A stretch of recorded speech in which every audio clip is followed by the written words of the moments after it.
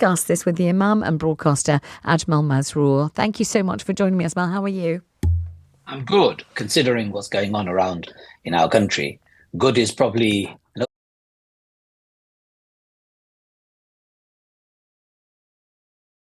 Way. Let's discuss this. The Imam and broadcaster Ajmal Masroor. Thank you so much for joining me, Ajmal. How are you? I'm good, considering what's going on around in our country.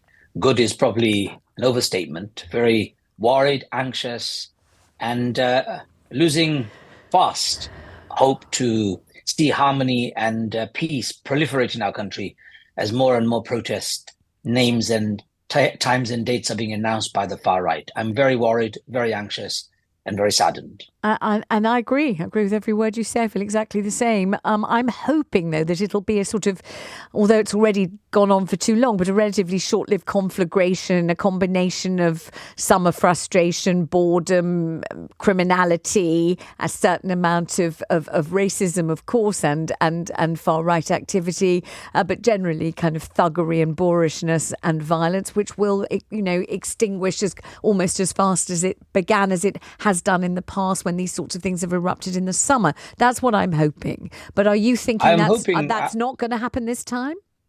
I'm hoping that it's not going to be as eloquently put as you have just done, like a walk in the park. I think it's not anything like that. It's more than that. It was instigated by lies, misinformation, ignorance, and fear, often perpetrated by some people who don't even live in this country. Yes. By websites and far-right activists from different parts of the country, Yes. as well as outside, and misinformation around the Southport murder of the innocent children whose lives were cut short tragically.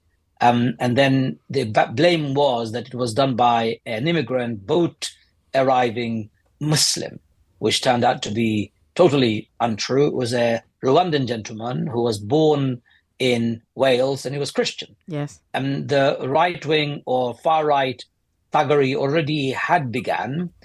Southport had already witnessed its most brutal and terrible and carnage that I never thought I would see in any cities in the UK, but I saw it with my own eyes. Vanessa, when I was younger, I'm not sure if you are willing to give your age away, but I'm now 52. And in the 70s, as I was growing up in the East End of London, I was attacked by racist thugs with their bottles, with their dogs, with the sticks and with their batons. We were chased across our estate, even when we came out of school. Dog excrements were thrown at our door, windows broken.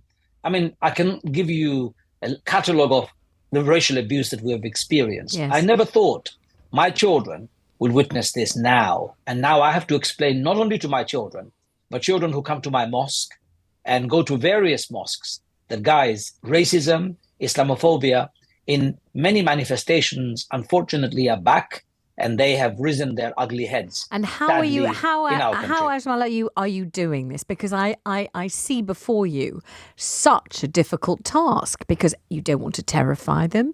You don't want to instill a kind of victim mentality. You don't want to even explain racism, because it's inexplicable. It has no logic. You can't explain hatred and kind of visceral antipathy. It's not something you can explain. So I'm asking genuinely, not in a sort of disingenuous way at all, but genuinely, what are the words you're using and how are you doing this? How are you explaining this to your children and the children I'm in the telling mosque? my children and the children in the mosque and anyone I meet, especially in schools, that, look, we have been through it ourselves.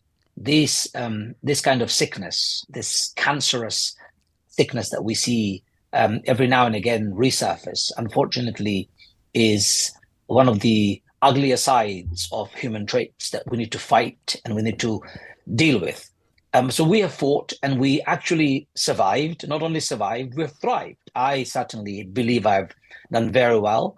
I have learned to channel my anger, my frustration, and the racism that I faced during my younger days into more productive use. So I give young people stories of Nelson Mandela.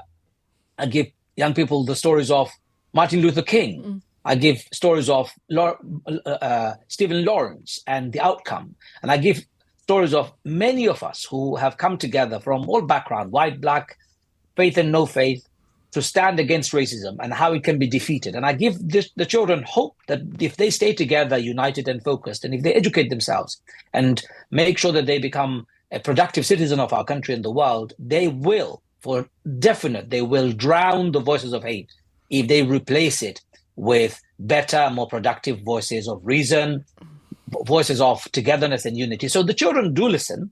They like stories. But I can see in their faces there is fear because parents are saying, don't go out. Yes. Parents are saying, don't go to the mosque. Yeah. Or mosques are saying, really sorry, we're going to be closing today because we're worried about far-right demonstration. And the children will immediately ask, what is far-right, daddy? What is far-right, imam? What is far-right, teacher? Or and what sir? do you say? What do you answer? There is no answer except to say if they say to you, you know, why? Why are people doing this? Why have they set fire to that car? Why have they smashed that window? Why are they chasing my uncle? Why have they done this to the shop at the corner? Why have they done this to the police car? Why are they throwing bricks at police officers? What's going on? What do you answer when they ask you why? What do you say?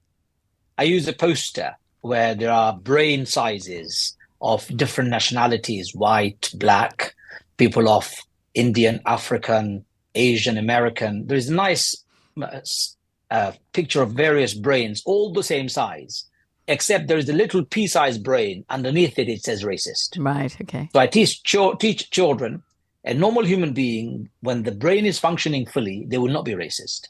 When their brain isn't functioning properly, they're being drowned by hatred, misinformation, maybe just being inspired, maybe, I don't know, provoked by other people using all sorts of racial slogans, etc.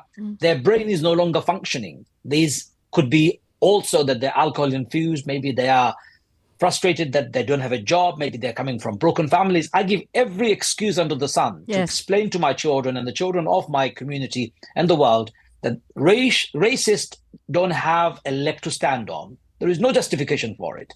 We have to treat them as though this is a sickness, and we have to fight that sickness and find a cure for it. We did it before. We'll do it again, and far right will be defeated in our country very soon. And I believe this to be true. We did it. That wasn't that long ago. I certainly hope you're right. Ajmal, when you finish saying that and inspiring the children and reassuring the adults and you know, and saying the sorts of things that imams who are wise and have learned how to quell fear and how to keep and retain some sense of national pride and some sense of, you know, some sense of confidence and you know, the kinds of emotions that you need to go about your business, you know, in some kind of level of mental equilibrium, so you're not nervous and terrified and looking over your shoulder the whole time and thinking that somebody's about to come and hurt you or attack you or do something completely unwarranted to you and to your family. When you've done all of that in your public face, facing the world, just like you're doing now on the radio, and you're doing it magnificently. But when you've done it, and then you turn around and you turn off the device and you close the door and you walk into a room by yourself, and you've done this inspirational kind of extraordinary oratory, and then you're just sitting by yourself, do you feel real despair? What do you really feel when you think about it on your own later? I pray. You pray. I pray that God will give me strength to be able to overcome. But you know what, Vanessa, I'm a man of faith. Prophet Muhammad was a refugee. He was an asylum seeker. Jesus was a refugee, an asylum seeker. Moses was a refugee, an asylum seeker. Abraham was a refugee, an asylum seeker. If you come from faith, Jewish, Christian, Muslim faith, Islamic faith, the three Abrahamic religion especially, or from Sikh or Hinduism or any other faith for that matter, or no faith, you'll very soon realize we are all refugees. We are only living on this earth for a few days. Where we are born, the family that we have is accidental. I didn't plan it. And this temporary life that I have, I should be humble about it. I should be grateful for it. And I should be prepared to share the goodness that I have, the blessings that I have. So I pray. I pray for humanity, that we all see the goodness within humanity. You and I are the same. I know you're a woman, I'm a man, but we are human after all. I know you're white, I'm black, but we're human after all. I know you come from maybe Anglo-Saxon background, and I come from a Indo-Pak Jewish family. background, I'm Jewish. I or don't come Jewish from an family. Anglo-Saxon There you background. go. There you go. So I know exactly And what you you're are talking about. The second you mentioned Abraham, I burst into tears. So that's not very professional of me, is it? Think you're a magnificent speaker, and I'm so glad that you prayed on this program, because I really think that's the kind of thing that we need more than anything else. And whether you believe in God or not, who cares in a situation like this? I think we need to pray to something or someone or something or other. It's 3:17. I'm Vanessa Feltz. You're listening to LBC.